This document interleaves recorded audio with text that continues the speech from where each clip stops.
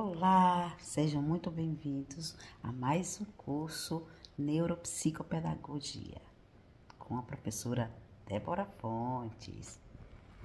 Eu vou estar passando para vocês essas aulas, que é importantíssima. É uma aula que você vai entender sobre a neuropsicopedagogia e o que eu posso ensinar técnicas para você entender melhor a criança, respeitar a criança até os 7 anos de idade. Como você vai saber a importância de você falar bem, de você passar o melhor para aquelas crianças da sua sala, para a criança da sua família, porque é maravilhoso você entender o que até 7 anos de idade a criança vê e ouve e participa com você. Tudo que você sabe e ensina para eles. Nossa, que preguiça. Mas eu tenho que ir, que eu tenho que receber no final do mês e eu preciso passar as aulas para meus alunos. Aí os racional, vamos sim, vamos. Temos lá com a preguiça aí. Aí o emocional fala, você trabalhou a semana toda, nós trabalhamos muito, nós fizemos muita atividade, hoje é sexta-feira, vamos inventar qualquer coisa, vamos descansar, vamos amanhã a gente vai para a escola. Boa justificativa. Aí os 5 minutos faz sentido, você trabalhou muito ontem, está cansada, vamos descansar sim. Segunda-feira a gente volta para a aula. O que aconteceu aqui? O lado racional viu a análise do problema, mas o lado nacional não queria de jeito nenhum. O emocional conseguiu vencer o racional. Para mudar de ideia, pense você. Não vou eu vou para a praia. E amanhã eu digo invento uma coisa e a diretora vai aceitar. Mas o racional diz assim, não, você ganha, você trabalha. Na maioria das vezes, todo mundo perde para o emocional. Não vai e faz o que quer. Mas, nesse caso, o professor que tem muitas responsabilidades ganha. Os 5% ganha. Essa é a verdade. Mas, que muitas vezes, o emocional ganha aí desse pessoal da sexta-feira, sextou e não vai. E aí o problema começa nas escolas. Mas o emocional ganha muito. Ele vence muito mais que o racional. Então, existe um fator crítico. Ele é construído ao longo da infância, que vai sendo construído. Até os 7, 8 anos de idade, esse fator crítico não está formatado. O que acontece? O fator crítico, o que é? É alguém falar para mim, Débora, a sua parede é cinza. Eu olho, não é cinza. Aí eu digo, isso é mentira. Ele recebe a informação, analisa e faz passar como verdade ou mentira. Fazer sentido ou não fazer sentido. Pensando assim, até 7 anos, esse fator crítico não está formado. Até 7 anos, tudo que se fala para ela entra diretamente no subconsciente. Com alguém com autoridade, né? A mãe, a pai, a professora, tudo que fala para ela entra como verdade. Por isso é importante o professor ser bom. Quando o professor fala para a criança, ou o pai fala, netos, sobrinhos, todos 5, 6, 7 anos de idade, o que você fala nessa faixa etária, ela sabe mexer em tudo porque ela é muito inteligente. Muito inteligente, então tudo que a gente falar é importantíssimo, porque ela vai captar, ela é mente absorvente, ela é uma bucha que você joga água, ela faz assim, a mente dessa criança é assim, elas são muito inteligentes. Ela lhe ensina, João me ensina a fazer os programas. Ela é tão ponto também de uma criança que é tão inteligente, que sabe sobre computação, sabe que o Papai Noel existe, que a fada do dente exista. O mesmo Papai Noel em todos os lugares estão recebendo presente, elas acreditam que a fada do dente vai dar dinheiro sempre. Então, essa criança, ela tem essa consciência que isso é um absurdo, por ela ser muito inteligente. E quem falou para ela foi a mãe, foi a pai, foi a professora do colégio. E ela não discute, ela acredita. E é muito bom, é lúdico. E nós falamos para os nossos filhos, nossos netos, sobre isso. E é importante, é lúdico, eles acreditam, eles entram como verdade tudo que você fala. Agora, Coelhinho da Páscoa, que é por quê? Porque você, com autoridade, disse. Então, ela acredita sem questionar. Olha a importância de dar aula perfeita, aula boa.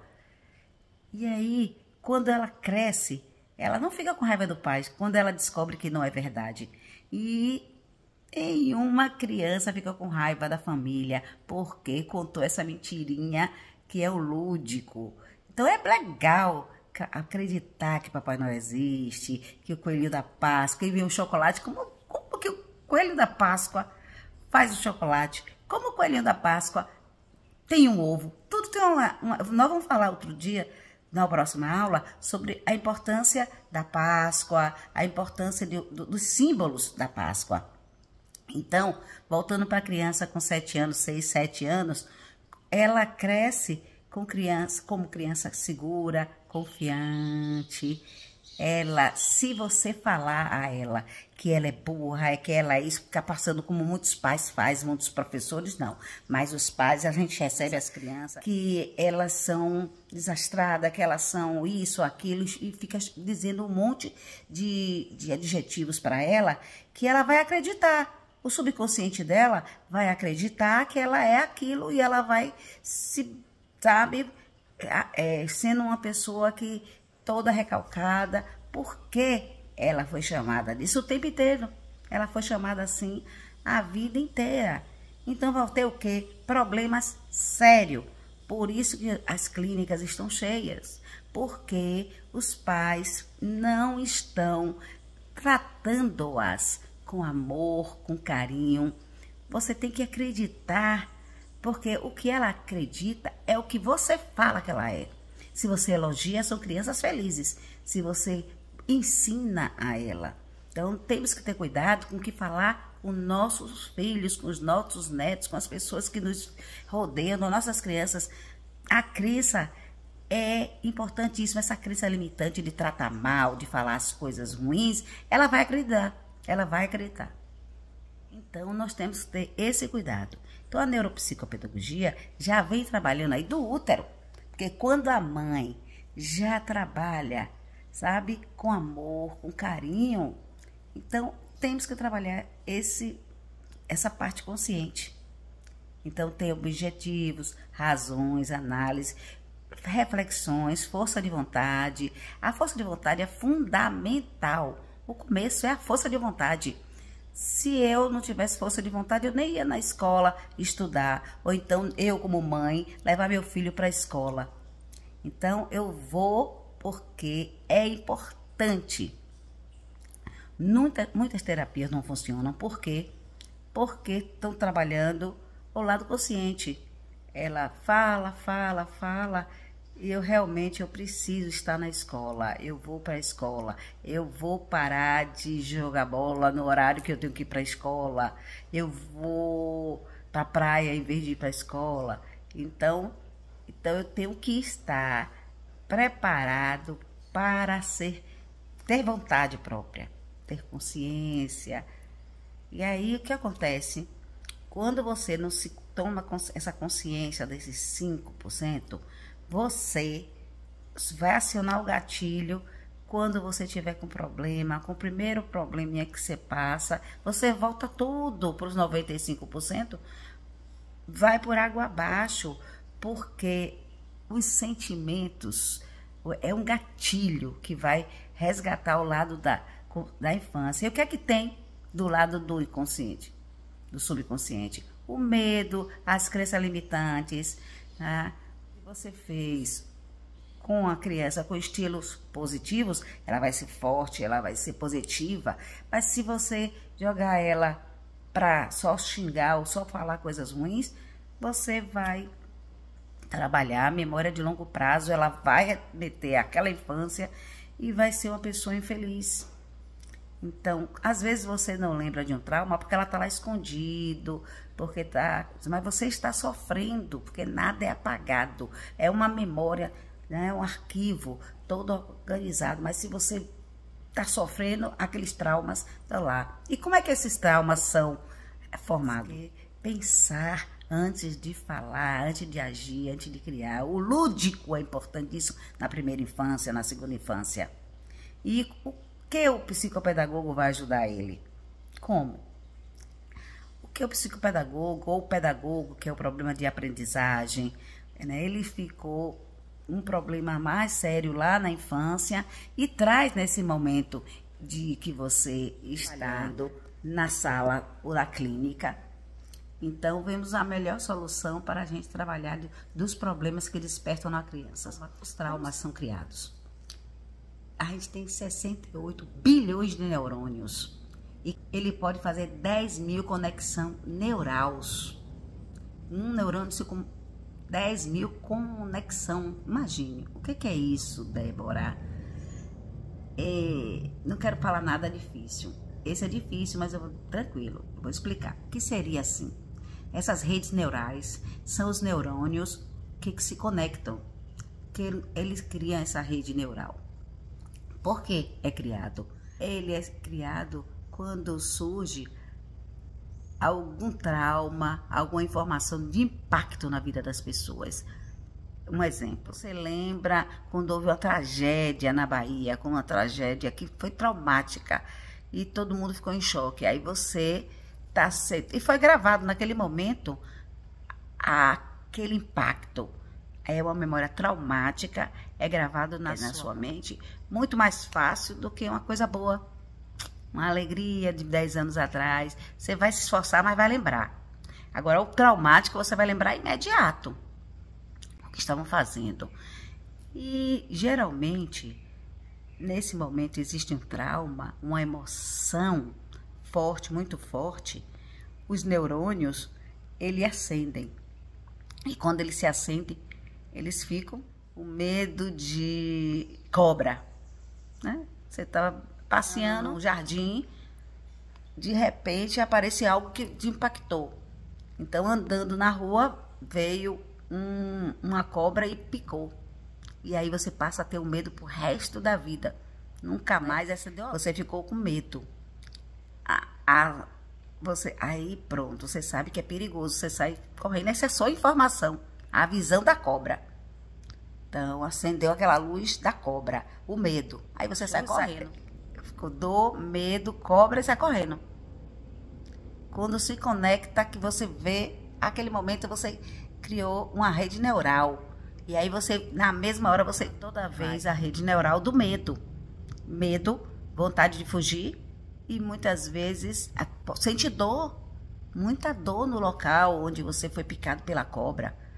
E isso é o que? Acendeu aquela luz daquela informação. Vendo e continue sentindo.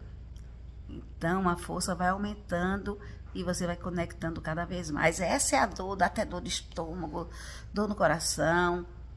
Ver alguma figura de cobra, você, na mesma hora, você sente seus traumas. Dores toda no corpo, esse é o processo. A gente tira a dor final, mas não resolve o problema que causou a dor.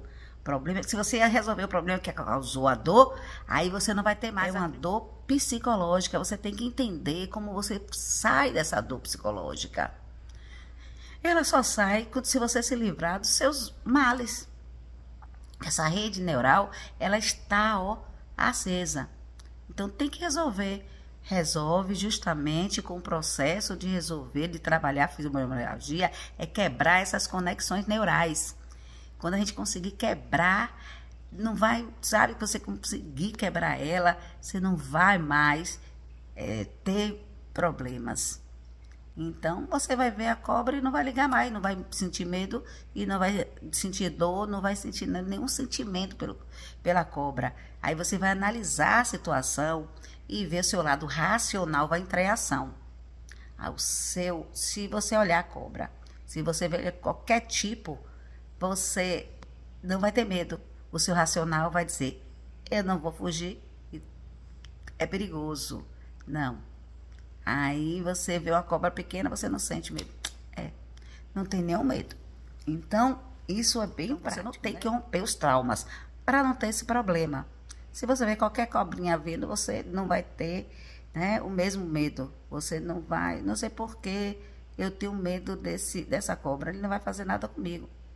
Aí você vai justificar na sua cabeça, eu não tenho medo, eu tenho cautela, é real. Um problema sério são os medos, né? Tem gente que tem medo de tudo, cada um de vocês tem medo de quê? Mas vai ver por que foi. Tudo que a gente pode trabalhar de forma bem rápida sobre os problemas na neuropsicopedagogia. Regressão, modelagem, bipolaridade, é o nome que todos nós conhecemos. Vamos trabalhar sobre dependência afetiva, vamos pesquisar mais sobre. As causas da dependência afetiva é muito difícil de passar a infância inteira sem ter nenhuma dessas causas que gera essa dependência. Não é vontade, é necessidade. A necessidade, e a gente tem a necessidade de ajudar as pessoas. E essa necessidade de ajudar as pessoas para o nosso bem. Para a gente se sentir bem, se sentir útil, amado, que a pessoa precisa da gente estar ali para ajudar. Isso é muito bom, eu acredito. O que a pessoa pode fazer de pior para você? É terrível. É a ingratidão.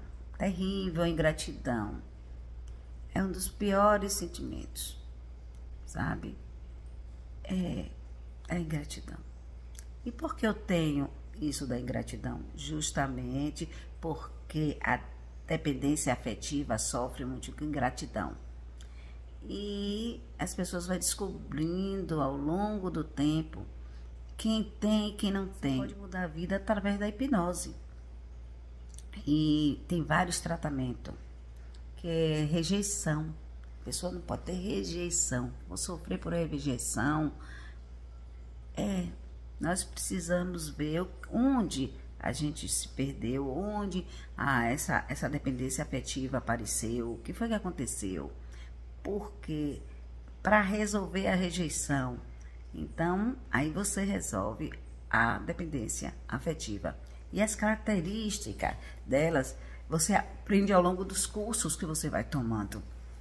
Daí você vai aprendendo sobre esse assunto, estudar cada vez mais para compreender. O neuropsicopedagogo deve fazer um curso de hipnose para entender as crianças, entender você e entender todo esse processo de rejeição, de dores, sabe, dessas neurals que estão aí precisando ser apagadas para outras ser revividas e trabalhando. E conectar um ponto da dependência afetiva.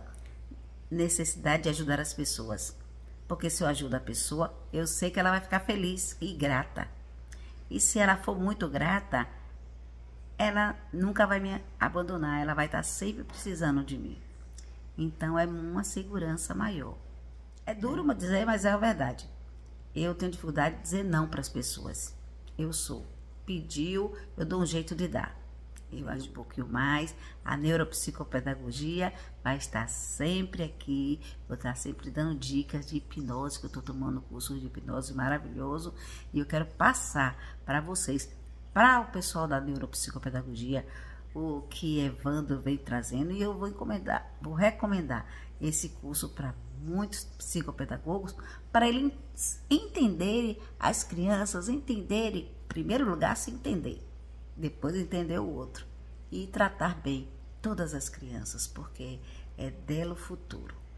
Então, por favor, seja tranquilo, ouça os seus alunos, independente de ser pedagogo, psicopedagogo, neuropsicopedagogo, ouvir é muito importante. Esse é o nosso papel. Então, até a próxima e um grande beijo no coração. Tchau!